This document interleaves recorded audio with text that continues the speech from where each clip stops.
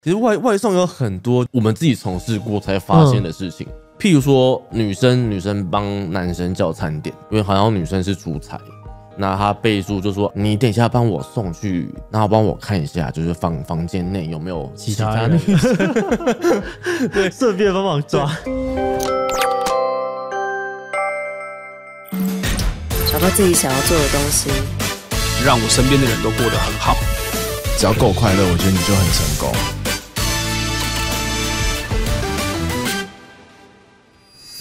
嗨吼，大家好，我是志祺，欢迎回到强者我朋友。最近我们看到交通部预告说要调整外送的基本运费，运费呢可能会因此要涨价了。对此我们也好奇外送运费为什么要调涨？台湾外送员的生存状况究竟如何？那为了深入了解台湾的外送产业我们今天邀请到的来宾是全国外送产业工会的理事长陈玉安。那强者我朋友强在哪呢？陈玉安是全职外送员出身，如今是全国外送产业工会的理事长。他带领工会持续的替外送产业争取法律制度保障。工会也在之前多次的帮外送员成功的争取权益，例如在2021年成功帮外送员争取到减少税额等等。那我们接下来呢，就会来问问陈理事长台湾外送产业的现况以及外送员的工作秘辛。不过在开始之前，先让我们进行工商服务时间。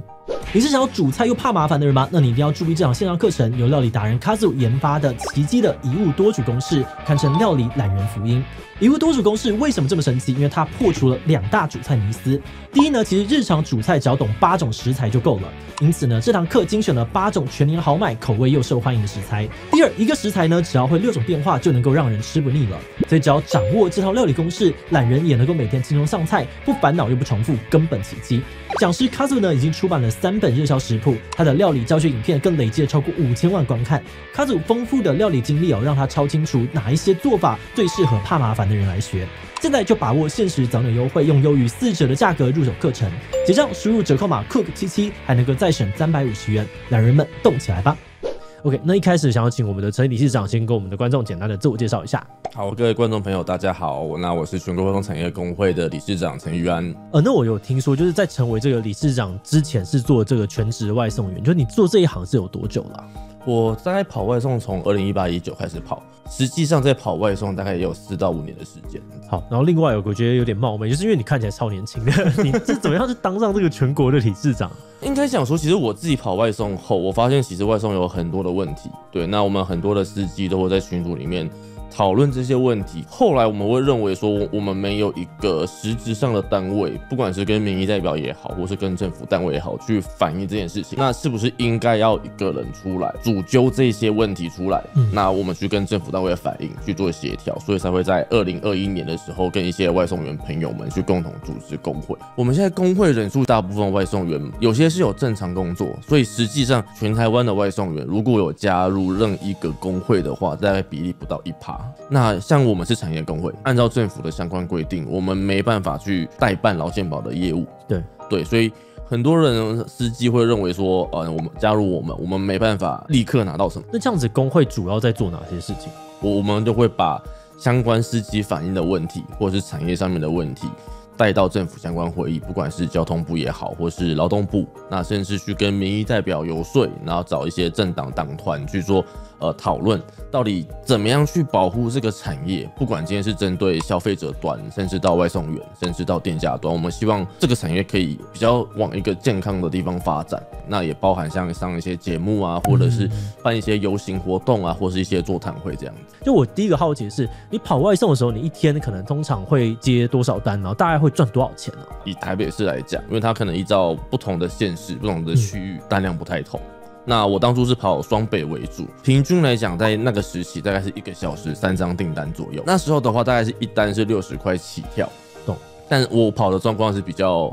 懒。那时候其实我算跑全职，其实跑得很不认真，大概1个月是4到5万左右。哦，那这样子下雨会有额外的加成吗？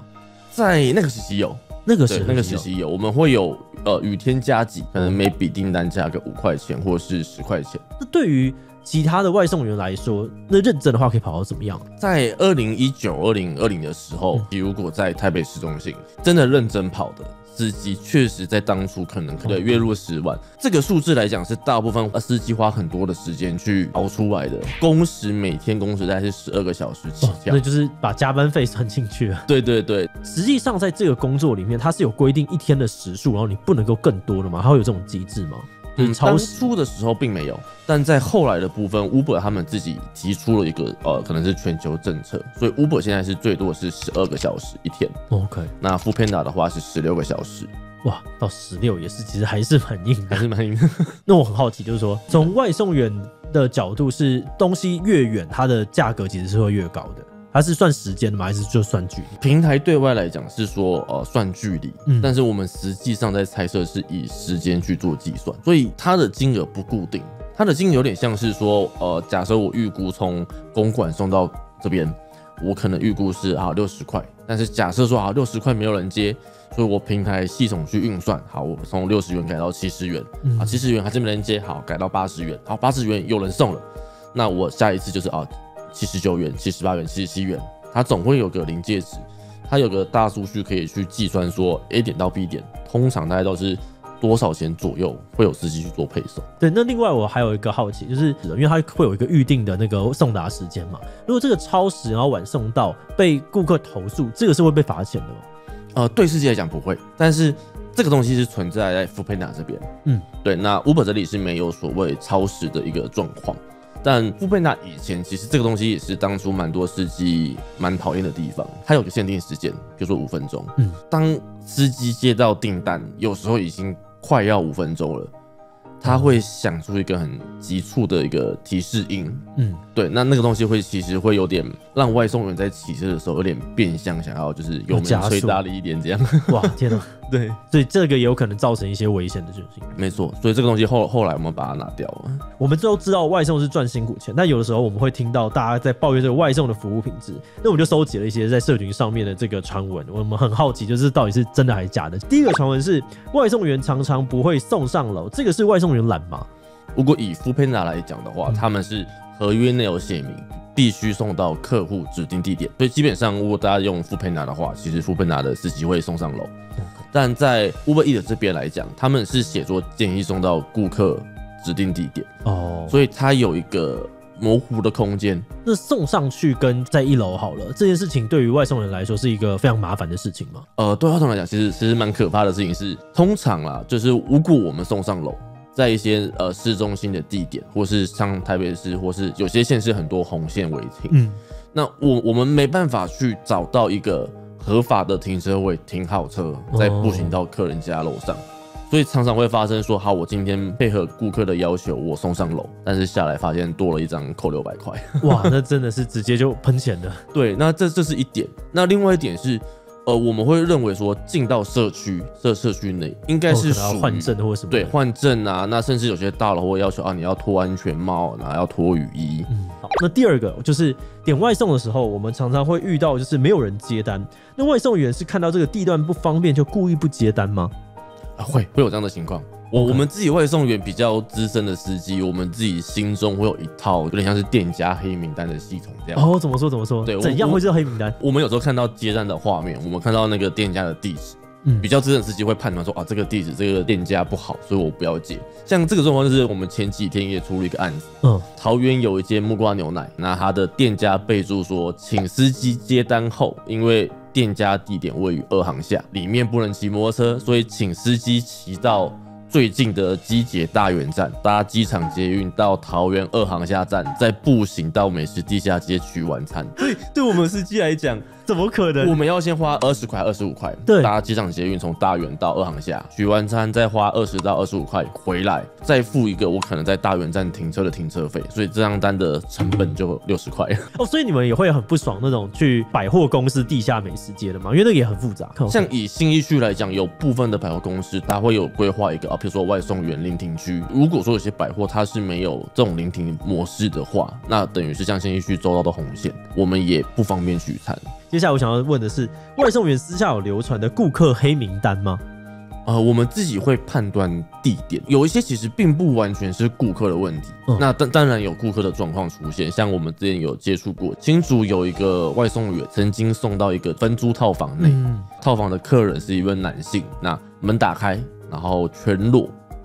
取餐，我们就会把这样客人的地址在司机的，比如新竹的群组流传，所以大家看到这个地址就会特别稍微留意一下。对，那或者是有一些比较大型社区，譬如说像是板桥的合一住宅，它是大概28栋到32栋，所以我们外送员走到中间管理室换证，走进去再出来，大概就要半个小时。好，那在传闻4，外送员一直哭穷，但听说其实赚很多，甚至可以年薪100万。这个刚刚有讲过，其实就是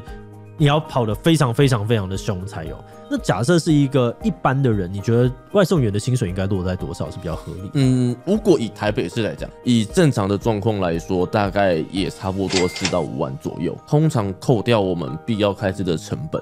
其实实际上能用的大概是7到8成。这个是正常情况，但是像在 Foodpanda 也有不正常情况，因为 Foodpanda 有所谓的取单率，那你如果取单率没有到85%，薪水大概会直接少1半到1/3。哇，天哪！那刚刚我们有听了很多这种算是顾客的质疑，那另外一方面，你们会常常遇到一些OK吗？就是有没有什么比较夸张的故事可以跟我们分享一下？其实外送有很多我们自己从事过才发现的事情。譬如说女生帮男生叫餐点，因为好像女生是出差，那他备注就说你等一下帮我送去，然后帮我看一下，就是房间内有没有其他女生，对，顺便帮忙抓。那甚至也有就是譬如说可能朋友生日，那可能透过外送去送个蛋糕，我自己碰过的啦，备注上面写说请到某个夜市找到哪一家鸡排店的老板娘蛋糕给他。那帮我自己录制一段跟老板娘唱生日快乐歌的影片，要足够大声，小费200块。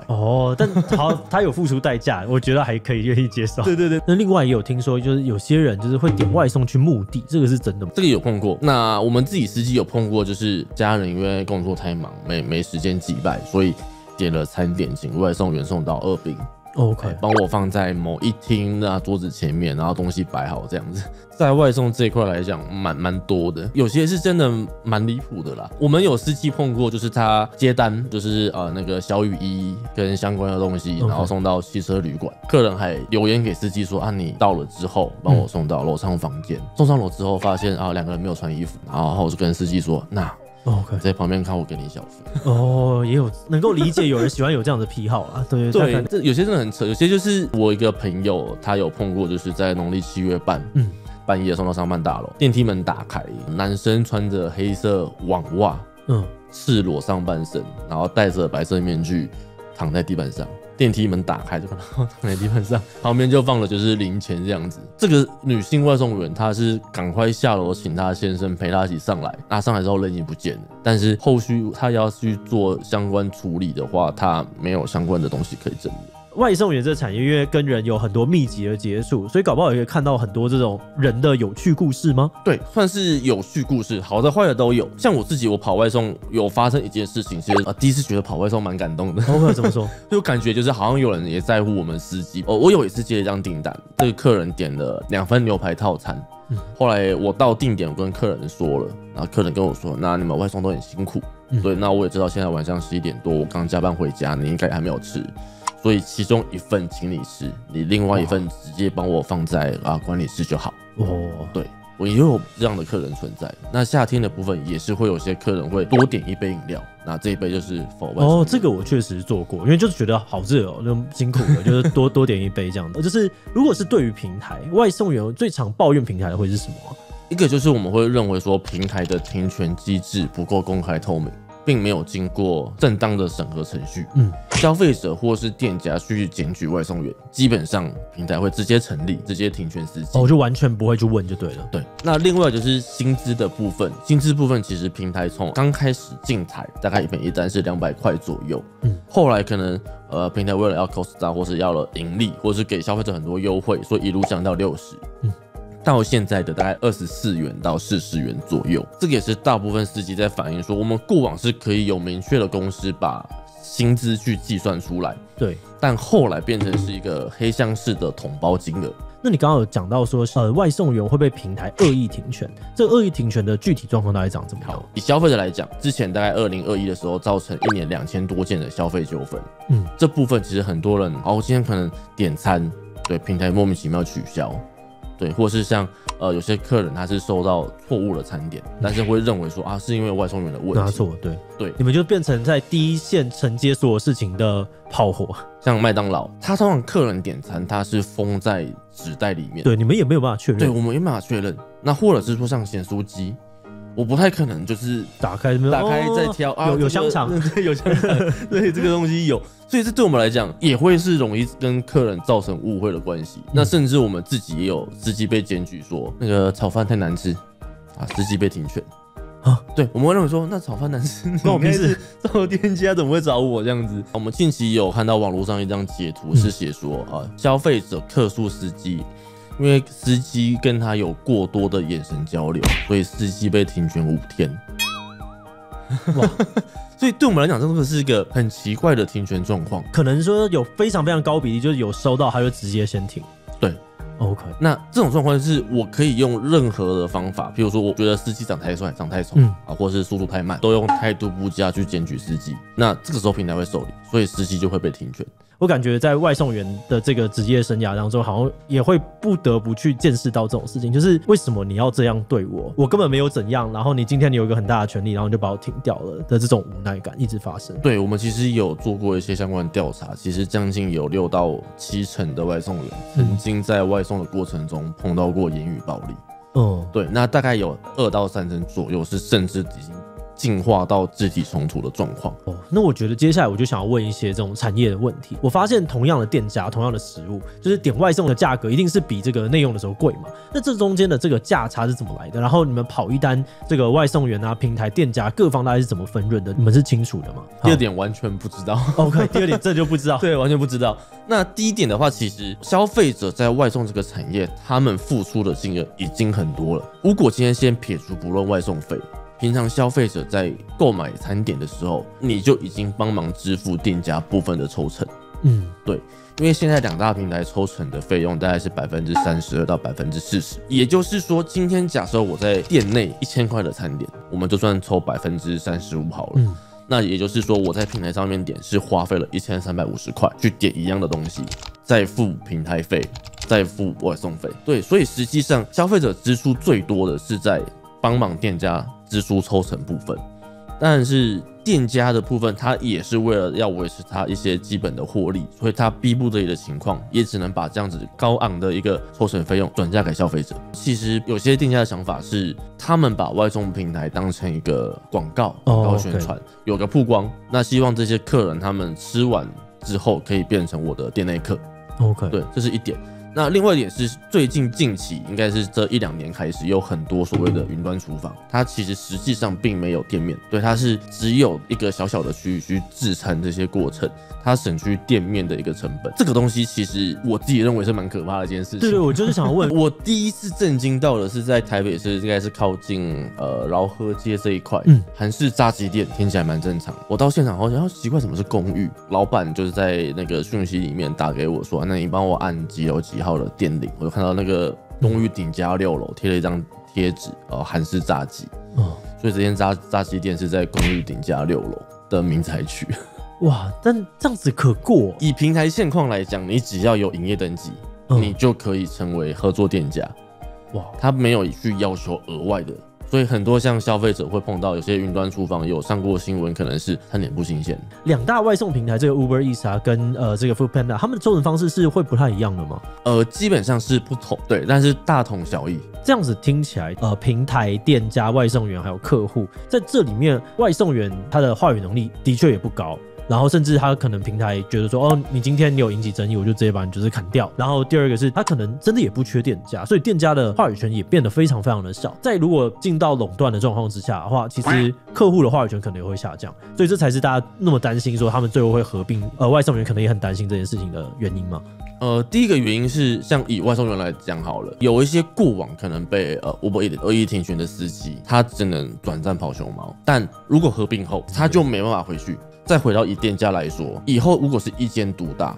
那你只有跟我配合，不论我今天抽成要谈多少，因为平台现况会强迫店家参加活动，你不参加，我就把你在版面上的排序下拉降。到后面。那以消费者来讲，以后就会是你只能点我这一间，对，那要不然你就出去买。那另外一个原因，其实除了造成市场垄断外，更可怕的是所谓资讯上面的垄断。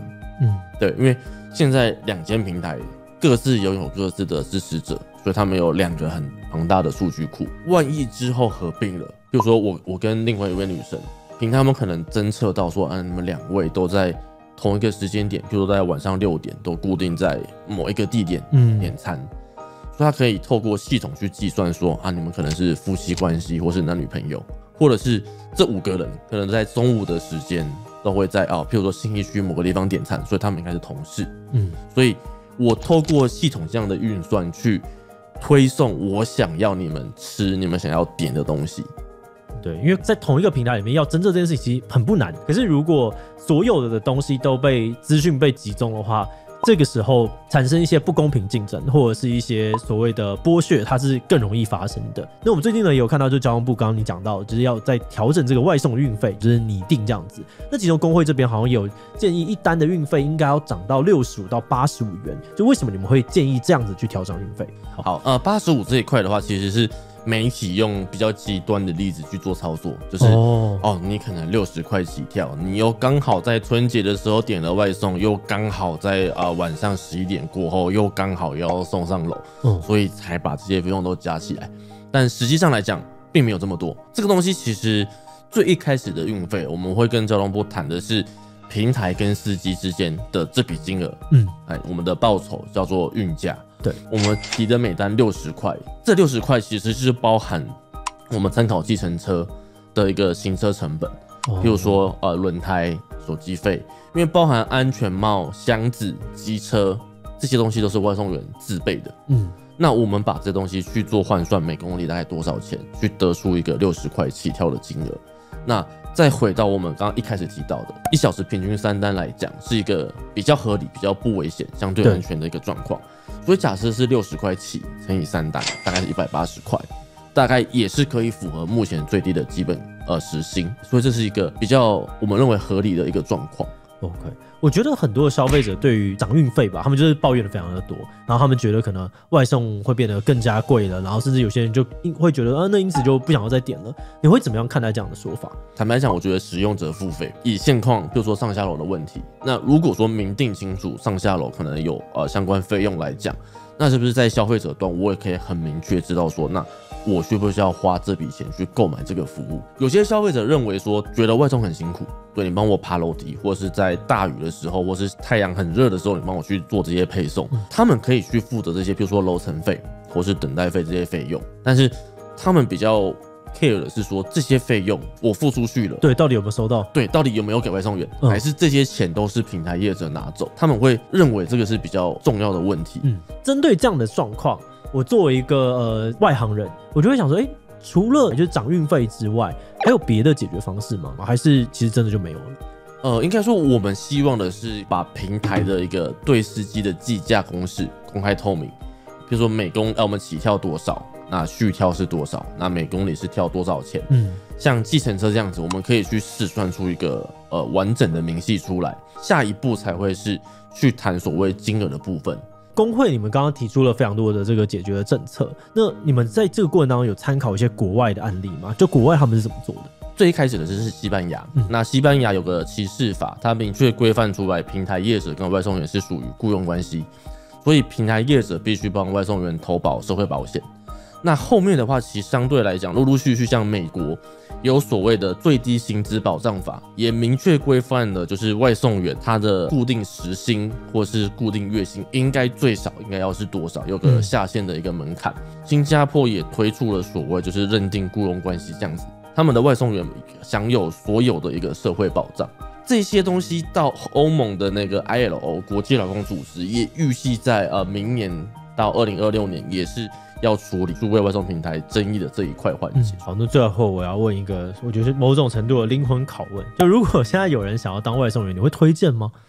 还是回到我们刚刚中间提到那句话，如果你是因为有经济困难或是任何的原因，外送是一阵子，它不是一辈子，你还是要在这个过程中去思考说，我现在来外送这个产业，我要跑多久？我跑多久之后，我要换去别的行业？我自己认识有些外送员蛮正向积极的，他可能在利用等单的时间，他可能就开始翻看那个公务人员的书籍，也有蛮多外送员在这样子的过程中转而去当邮差，对，或是去当公务人员的也是有。然后某种程度，我们也可以把外送员理解成他接住了一些社会上面现在可能遇到了一些困难的人们，所以这个产业大家是需要的。那最后还有没有什么特别的话想要对政府平台或是观众分享？就是其实并购案的东西好像看起来很遥远，但是其实外送已经深入我们每个人的日常生活中。外送这个产业在台湾一年造成了上千亿的一个营业额，这样子一个大型的产业，如果是变成独占之后，它是一件很可怕的事情。那我也希望说，不管今天政府机关是劳动部也好，甚至到交通部，或是到公平会，都应该更积极的去想说，这个是未来的趋势，我们已经不可能把外送从这个社会中抹除掉。那这个产业在台湾已经10年了，我们该如何去保障这一群人？不只是外送员，包含店家、包含消费者，这些人的相关保障可以更完善。OK， 那今天非常谢谢陈理事长精彩的分享。那这集就先到这边。如果大家喜欢今天的影片，别忘了把影片分享出去，或者点这个地方看其他的相关影片。那么今天的这一期就到这边告一段落，我们就明晚再见喽，拜拜。